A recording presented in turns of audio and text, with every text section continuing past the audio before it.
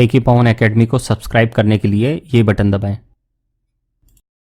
Welcome students, मेरे channel टेकी पवन academy में फिर से स्वागत है। आज का टॉपिक है कर प्रणाली के प्रकार कौन कौन से होते हैं। आज मैं आपको कर प्रणाली के 4 प्रकारों के बारे में बताऊंगा। प्रगतिशील कर प्रणाली क्या होती है, आनुपातिक कर प्रणाली क्या होती है, प्रतिगामी कर प्रणाली, और अंत में हम देखेंगे सबसे अच्छी कर प्रणाली कौन सी है, अधोगामी कर प्रणाली, उसके बारे में भी हम जानेंगे। तो आइए देखते हैं इसको। स्टूडेंट्स, आज का टॉपिक है कर प्रणालियों के प्रकार। आइए देखते हैं इसे। कर प्रणाली के 4 प्रकार हैं: प्रगतिशील कर प्रणाली, प्रतिगामी कर प्रणाली, आनुपातिक कर प्रणाली और अधोगामी कर प्रणाली।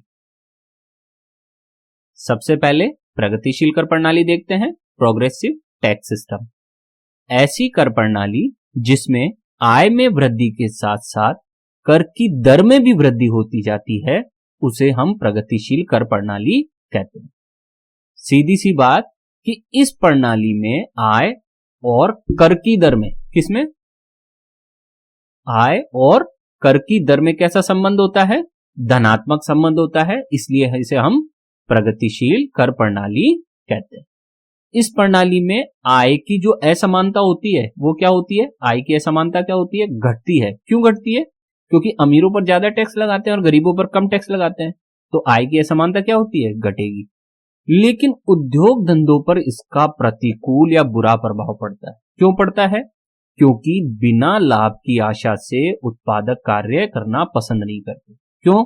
मान लीजिए कि अगर टैक्स बढ़ता ही जा रहा है, जैसे जैसे आय बढ़ती जा रही है वैसे वैसे टैक्स बढ़ता जा रहा है, तो कोई उद्योगपति अपना उद्योग का विस्तार क्यों करेगा, नए उद्योग क्यों लगाएगा, यदि उससे जो प्रॉफिट होगा, यदि उसे सारा का सारा प्रॉफिट भारत सरकार ले जाएगी, तो वो क्यों प्रॉफिट, बिना प्रॉफिट के वो क्यों बिजनेस करेगा। तो इसलिए इसका प्रतिकूल प्रभाव पड़ता है। अभी हम देखते हैं इसे और, पहले हम चित्र समझते हैं फिर हम इसको और समझेंगे। ये हमारा वाई एक्सिस है, ये हमारा एक्स एक्सिस है। यहां हमने वार्षिक आय लिए और यहां कर की दर लिए हमने प्रतिशत रूप में। आप देख सकते हैं ए बिंदु क्या बता रहा है, ए बिंदु बता रहा है जब टैक्स रेट T1 थी, जब टैक्स रेट T1 थी तो इनकम कितनी है, Y1। जैसे ही इनकम Y1 से बढ़कर Y2 होती है, टैक्स रेट भी T1 से बढ़कर क्या हो जाती है, T2, अर्थात ए से बी बिंदु पर पहुंच जाते हैं।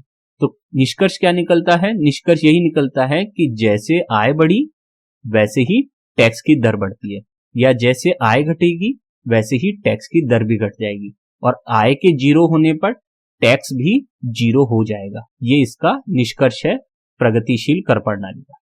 लेकिन इस प्रगतिशील कर प्रणाली से उद्योगों को नुकसान क्यों हो रहा है कि मान लीजिए ये कोई स्तर ऐसा आ गया, ये आ गया स्तर, ठीक है, ये एक ऐसा स्तर आ गया, मान लीजिए मैं रेखा खींच रहा हूं, ये है 100% टैक्स मान लीजिए, ठीक है, और ये है मान लीजिए 100 करोड़ की इनकम।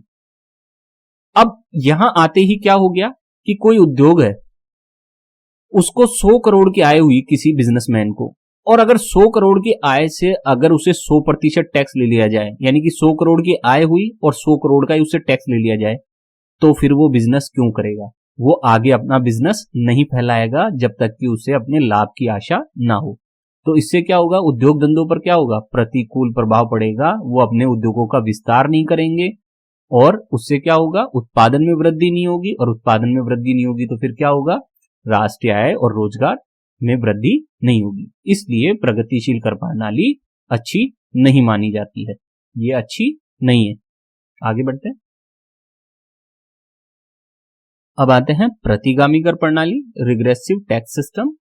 ऐसी कर प्रणाली जिसमें आय में वृद्धि के साथ साथ कर की दर में कमी होती जाती है। ये उल्टी है, जो अभी हमने प्रोग्रेसिव टैक्स सिस्टम पढ़ा था उसका उल्टा है ये रिग्रेसिव टैक्स सिस्टम।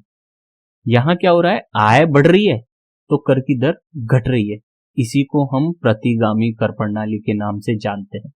और इस प्रणाली में क्या होता है, आय और कर की दर में कैसा संबंध है, ऋणात्मक संबंध।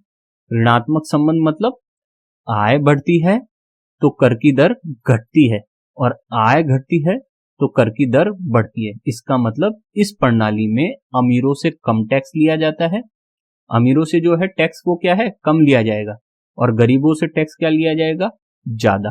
तो ये इस प्रणाली का सबसे बड़ा दोष है, जिससे क्या होगा, आर्थिक असमानता बढ़ेगी। इस प्रणाली में आय की असमानता बढ़ती है और आर्थिक कल्याण घटता है, क्योंकि गरीबों से टैक्स ज्यादा लिया जाता है और अमीरों से टैक्स कम लिया जाता है। तो इस प्रकार से प्रतिगामी कर प्रणाली है। अब हम इसका चित्र देखते हैं। ये हमारा वाई एक्सिस है, ये हमारा एक्स एक्सिस। यहां हमने वार्षिक आय और यहां हमने कर की दर प्रतिशत में ली है। ये हमारा आरटी कर्व है, रिग्रेसिव टैक्स सिस्टम का कर्व है। इसका ए बिंदु बता रहा है कि जब आय का स्तर y1 है तो टैक्स रेट t1 है। जैसे ही आय का स्तर y1 से घटकर y2 होता है, टैक्स रेट t1 से घटकर कितनी हो जाती है, t2। इसका मतलब ज्यादा आय तो कम टैक्स देना होगा प्रतिशत के रूप में, और अगर कम आय है तो ज्यादा टैक्स देना होगा प्रतिशत के रूप में। तो यह प्रणाली क्या है, अच्छी नहीं है। क्यों? क्योंकि गरीबों के लिए यह विनाशकारी है। आगे बढ़ते हैं। अब तीसरी प्रणाली आती है आनुपातिक कर प्रणाली, प्रपोर्शन टैक्स सिस्टम।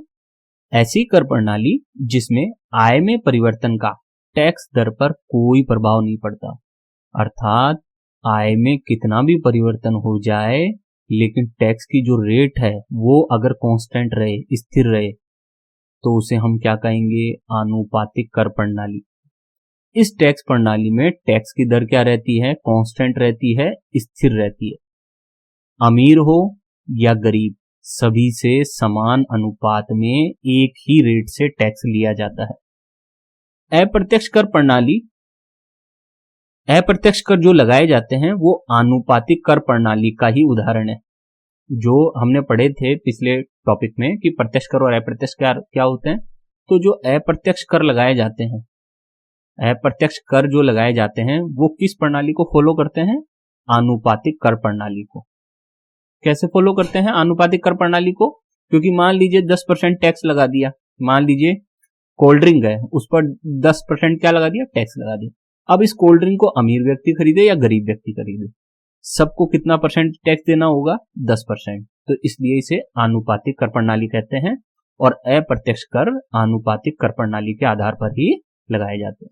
अब इस चित्र को समझ लेते हैं। ये हमारे वाई एक्सिस, ये एक्स एक्सिस, इधर हमने वार्षिक आय लिए, इधर हम कर की दर प्रतिशत में ले रहे हैं। ये हमारा पीटी कर्व है, प्रोपोर्शनल टैक्स सिस्टम का कर्व। ये आप देख सकते हैं हॉरिजॉन्टल है एक्स एक्सिस के। ए बिंदु क्या बता रहा है, जब आय का स्तर y1 है तो टैक्स रेट t है, और जैसे ही आय का स्तर y1 से बढ़कर y2 हुआ तब भी टैक्स रेट कितनी है, t। कहने का मतलब आय स्तर या तो बढ़े, y1 से बढ़कर y2 हो जाए, या y2 से घटकर y1 हो जाए। दोनों ही परिस्थिति में टैक्स रेट क्या रहेगी, कांस्टेंट रहेगी। कहने का मतलब अमीर हो या गरीब, सबको समान रूप से टैक्स देना पड़ेगा। यही आनुपातिक कर प्रणाली है और यही अप्रत्यक्ष कर का हमारा लागू करने का तरीका होता है। आगे बढ़ते हैं। अब आती है हमारी अधोगामी कर प्रणाली, डिग्रेसिव टैक्स सिस्टम। ऐसी कर प्रणाली जिसमें आय में वृद्धि के साथ साथ, ध्यान दें, आय में वृद्धि के साथ साथ कर की दर में एक निश्चित स्तर तक तो वृद्धि होती है, एक निश्चित स्तर तक तो क्या हो रही है, वृद्धि, और उसके बाद क्या होता है, कर की दर स्थिर हो जाती है। इसी को हम अधोगामी कर प्रणाली कहते हैं। कहने का मतलब पहले तो आय बढ़े तो पहले तो टैक्स बढ़े, और फिर बाद में क्या हो जाता है, एक निश्चित लेवल के बाद, अभी हम चर्चा करेंगे आगे, एक निश्चित लेवल के बाद आय बढ़ रही है, मान लीजिए फिर भी आय बढ़ रही है, लेकिन टैक्स की दर क्या हो जाएगी, कांस्टेंट हो जाएगी। यही इस प्रणाली की विशेषता है। अगर सरल सी भाषा में मैं कहूं तो यह प्रणाली प्रगतिशील कर प्रणाली और आनुपातिक कर प्रणाली का योग होती है, दोनों का मिक्स होती है। दोनों को जोड़ दिया जाए तो आनुपातिक कर प्रणाली और प्रगतिशील कर प्रणाली को जोड़ दिया जाए तो अधोगामी कर प्रणाली प्राप्त होती है। इस प्रणाली में आय की असमानता घटती है। सबसे अच्छी प्रणाली मानी जाती है क्योंकि इसमें आय की असमानता घटती है। ये गरीबों के लिए भी अच्छी है, अमीरों के लिए भी अच्छी है और देश के उद्योग धंधों के लिए भी अच्छी है। वर्तमान में, ध्यान दें, वर्तमान में संपूर्ण विश्व में अधोगामी कर प्रणाली ही प्रचलित है। वर्तमान में संपूर्ण विश्व में कौन सी कर प्रणाली प्रचलित है, अधोगामी कर प्रणाली प्रचलित है, जो कि प्रगतिशील कर प्रणाली प्लस आनुपातिक कर प्रणाली, इन दोनों का योग होती है। भारत में जो आयकर लगाया जाता है वो किस आधार पर लगाया जाता है? अधोगामी कर प्रणाली के आधार पर ही भारत में आयकर लगाया जाता है। ठीक है। अप्रत्यक्ष कर किस आधार पर लगाते हैं भारत में? अप्रत्यक्ष कर तो लगाते हैं आनुपातिक कर प्रणाली के आधार पर। अप्रत्यक्ष कर भारत में किस आधार पर लगते हैं? वो है आनुपातिक कर प्रणाली के आधार पर। जबकि आयकर किस आधार पर लगता है भारत में? आयकर लग रहा है भारत में अधोगामी कर प्रणाली के आधार पर। ठीक, ये दोनों।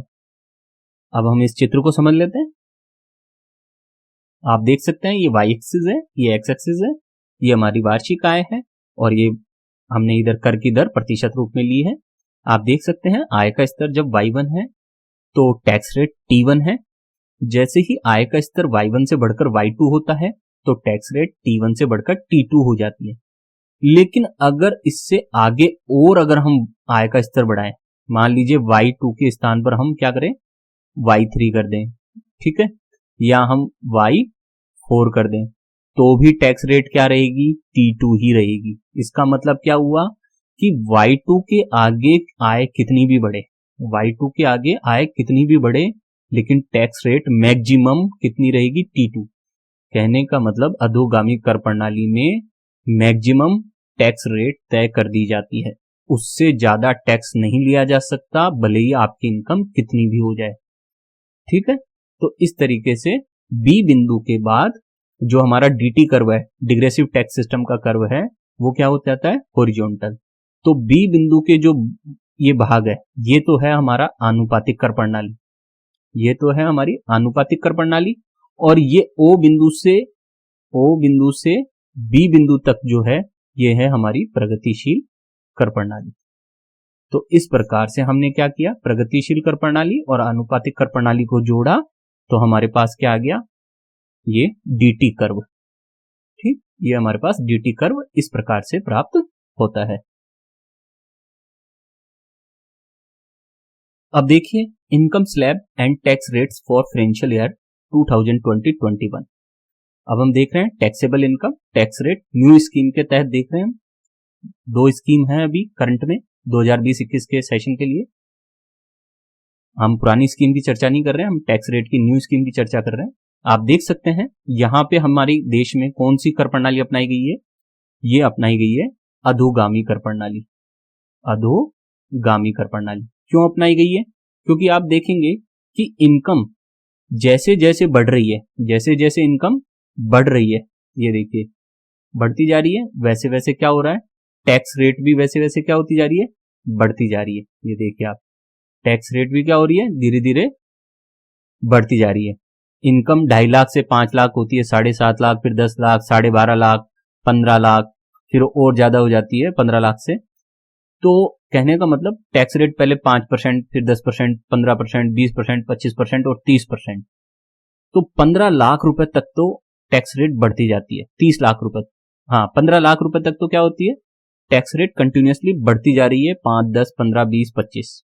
लेकिन जैसे ही इनकम 15 लाख से अबोव होती है, इनकम 15 लाख से अबोव होती है, टैक्स रेट को क्या कर दिया जाता है? कांस्टेंट। कांस्टेंट मतलब कि अब 15 लाख से ज्यादा इनकम जिसकी भी होगी, चाहे से 15 लाख हो, 15 करोड़ हो, या 15 अरब रुपए हो, या 15 खरब रुपए हो, तो भी उससे उसकी इनकम का केवल 30% भाग ही टैक्स के रूप में लिया जा सकता है, इससे अधिक नहीं लिया जा सकता। इसका मतलब क्या हुआ? यहां से यहां तक, कहां से? यहां से यहां तक तो ये प्रोग्रेसिव थी, और यहां आके 30% पे ये क्या बन गई? आनुपातिक। तो ये आनुपातिक प्लस प्रगतिशील, इन दोनों का योग हो गया। इस तरीके से भारत में ये टैक्स सिस्टम काम करता है, जो कि अधोगामी कर प्रणाली पर आधारित है। उम्मीद है आपको ये पूरा टैक्स सिस्टम समझ में आया होगा, और आपको ये भी समझ में आया होगा कि किस प्रकार से नई जो कर प्रणालियां हैं, अधोगामी कर प्रणाली किस तरह से पूरे संपूर्ण विश्व में क्यों प्रचलित हो गई है, क्या खास बात रही है। सबसे अच्छी कर प्रणाली अधोगामी कर प्रणाली मानी जाती है आयकर के लिए, और अप्रत्यक्ष करों के लिए सबसे अच्छी कर प्रणाली आनुपातिक कर प्रणाली मानी जाती है। आपको कंटेंट अच्छा लगा हो, टॉपिक अच्छा लगा हो, डायग्राम अच्छे लगे हो, तो चैनल को जरूर सब्सक्राइब करें। बहुत बहुत धन्यवाद।